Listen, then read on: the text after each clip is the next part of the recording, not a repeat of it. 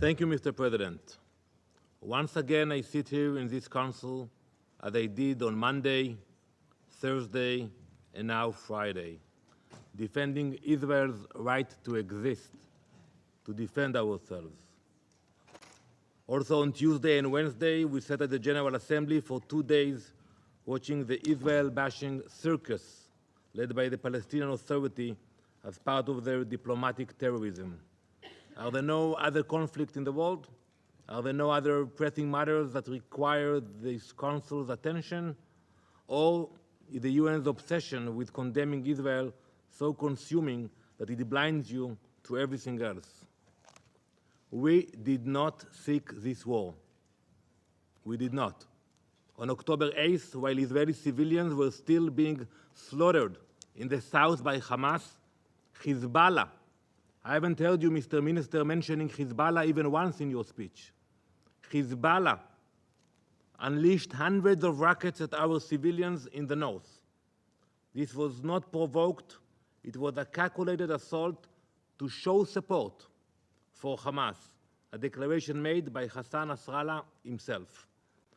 Since that day, over 8,000 rockets have rained down, 46 of our people have been murdered, 294 injured, and more than 60,000 remained displaced, unable to return to their homes in the north as Hezbollah attempts to burn them to the ground.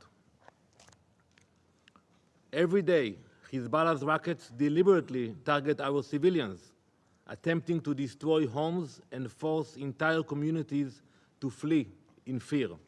Families have been torn apart. 12 Israeli Druze children who were playing soccer one moment were dead the next. And still, the terror continues every day. Where was the international community? Human rights? Nowhere.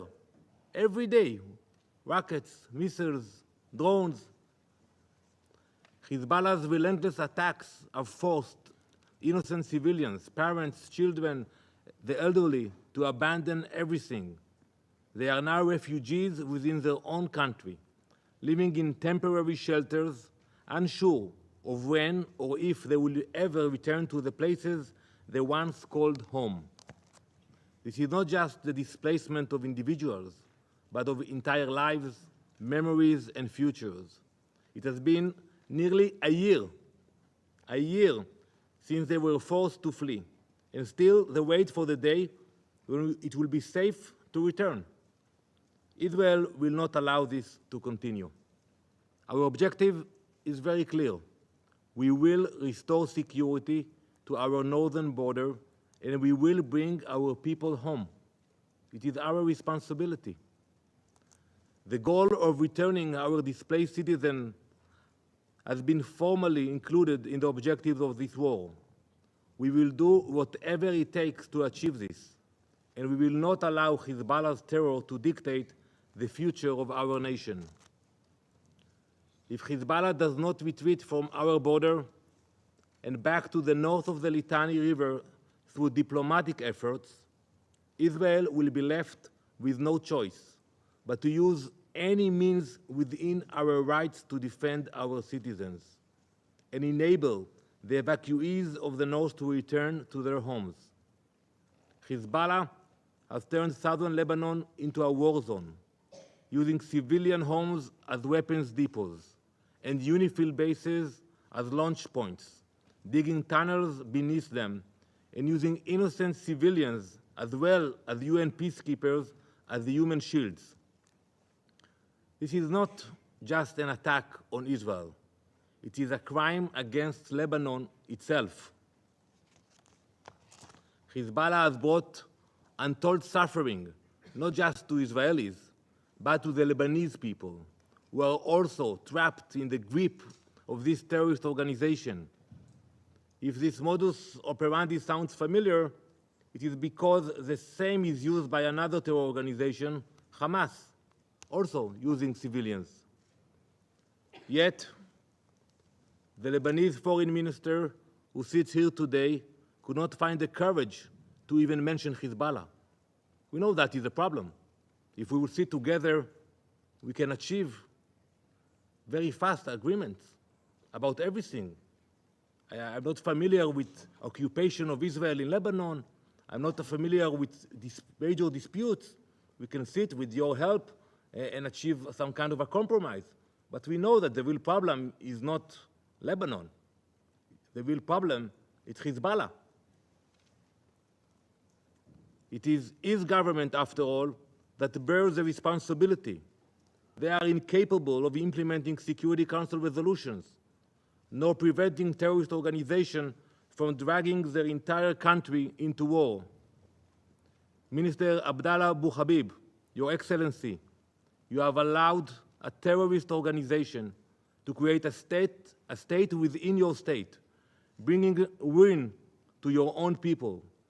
Instead of blaming us, your peaceful neighbors, you should take action now to restrain Hezbollah and avoid greater escalation. If you continue to ignore Hezbollah's aggression, the pain and the suffering of the Lebanese people will be on your shoulders. Mr. President, while Israel is not seeking a wider conflict, I will be clear, we will not allow Hezbollah to continue its provocations. Their actions violate international law, and Israel will defend itself. We will not allow our people to live under constant threat, nor will we allow Hezbollah to use Lebanese territory as a launchpad for violence. For too long, we have called on this Council to enforce Resolutions 1701 and 1559. For too long, our calls have been ignored. For years, Israel has supplied data on Hezbollah's buildup in clear violation of Council resolutions, but to no avail. Hezbollah and its Iranian puppet masters must face real consequences for their actions. Hezbollah must be disarmed, and Iran must be held accountable for destabilizing the region. The world cannot afford to let Hezbollah's terror continue unchecked. We call on this Council to condemn Hezbollah and Iran and to designate Hezbollah and the Islamic Revolutionary Guard Corps as terrorist organizations. Words are no longer enough. This Council must act. For nearly a year, we have exercised restraint. We did, waiting for a diplomatic solution. And this is what we would prefer. We prefer, and we urge you, and we're thanking those who are trying to help this process. That's what we want. We have no desire for war, but we cannot continue to allow our people to bleed, nor can we abandon the 60,000 Israelis who have fled their homes. The outcome of this situation is clear. Hezbollah will be pushed back from the border, exactly as stated in Resolution 1701. The question that remains before us is how this will be achieved and at what cost. The devastation caused by Hezbollah's actions goes beyond human lives. Over 800 fires have been ignited by Hezbollah's rockets, burning more than 50,000 acres of forests, nature reserves, and agricultural land. Entire ecosystems have been destroyed. This is not just an environmental disaster. It is an act of war against the land itself. And yet, where is the UN? Where are the voices of condemnation for those who claim to care so deeply about the environment? The UN is about to convene its summit of the future. We know that climate and the environment are central themes, but where is the concern for the fires Hezbollah has set? Where is the outrage for the destruction of our forests, your forest in Lebanon? UN officials cannot even mention Hezbollah in their statements. This hypocrisy cannot go unchallenged. As I stated just 24 hours ago, Iran is the real instigator behind all of this. Hezbollah does not act alone. It is a puppet, and Iran is pulling the strings. Iran arms them, funds them, and directs their operations. Iran's influence stretches far beyond our borders, from Lebanon to Syria, from Yemen to Iraq.